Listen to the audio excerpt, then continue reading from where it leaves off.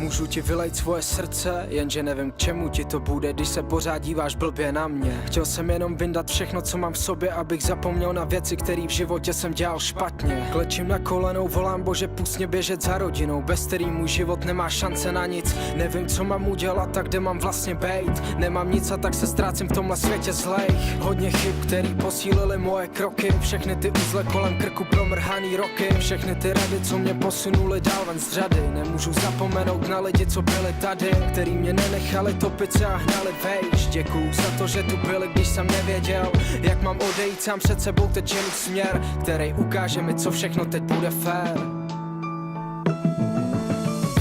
Jsou tu všude a chrání ti dál. Nejsou vidět, když by si stopřál. Anděle, co tě ochraňují. Jsou to lidi, tak jako my.